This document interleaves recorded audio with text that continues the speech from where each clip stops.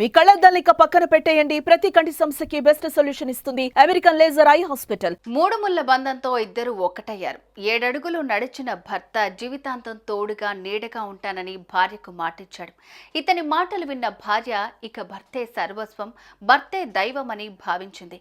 కానీ చివరికి ఇదే భర్త ఊహించని దారుణానికి ఒడిగట్టాడు. నిద్రిస్తున్న భార్యను సుత్తితో కొట్టి అతి కిరాతకంగా హత్య చేశాడు. తాజాగా రంగారెడ్డి జిల్లాలో వెలుగు చూసిన ఈ ఘటన స్థానికంగా కలకలంగా మారుతోంది. అసలు నిద్రిస్తున్న భార్యను భర్త ఎందుకు హత్య చేశాడు? దీనికి దారితీసిన కారణాలు ఏంటి? అసలేం జరిగిందో ఇప్పుడు తెలుసుకుందాం.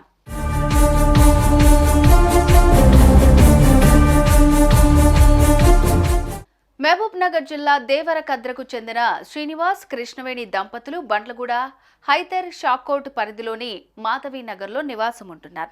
వీరికి కూతురు కుమారుడు సంతానం. ఇద్దరు స్థానికంగా ఓ చోట పనిచేస్తూ సంసారాన్ని వెళ్లదీస్తున్నారు. ఇలా కొన్నాళ్ల పాటు ఈ దంపతులు పిల్లలతో సంతోషంగానే ఉన్నారు. కానీ రాను భర్త కృష్ణవేణిపై అనుమానం పెంచుకున్నాడు. ఇదే విషయమై తరచూ భార్యను టార్చర్ పెడుతూ ఉండేవాడు. భర్త వేధింపులను భార్య తట్టుకుంటూ వచ్చింది. ఇక విసిగిపోయిన భార్య కృష్ణవేణి పలుమార్లు భర్తపై పోలీసులకు కంప్లైంట్ చేసింది. దీంతో అప్పటి నుంచి శ్రీనివాస్ భార్యను మరింత టార్చర్ చేయటం మొదలుపెట్టాడు. ఎప్పట్లాగే సోమవారం రాత్రి కూడా ఈ దంపతులు మరోసారి గొడవ పడ్డారు.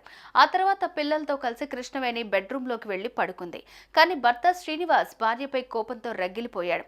ఇలా అయితే కాదని భావించిన ఈ దుర్మార్గుడు భార్యను చంపాలని పథకం రచించాడు.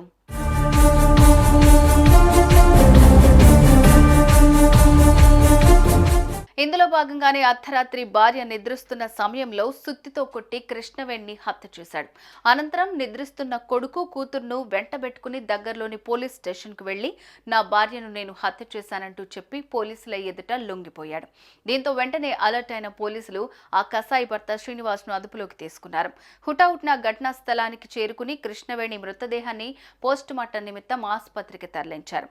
అనంతరం ఈ ఘటనపై కేసు నమోదు చేసుకున్న పోలీసులు దర్యాప్తు చేస్తున్నారు.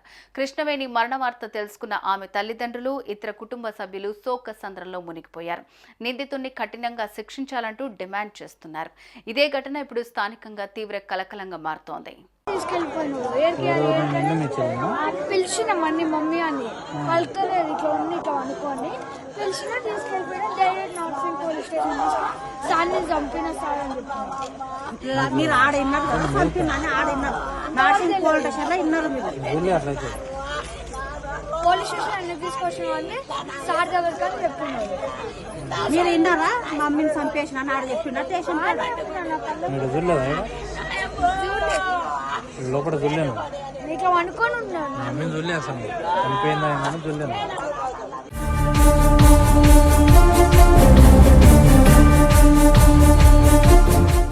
జీవితాంతం తోడుగా నీడగా ఉంటానని భర్త చెప్పడంతో భార్య భర్తే సర్వస్వం అనుకుంది.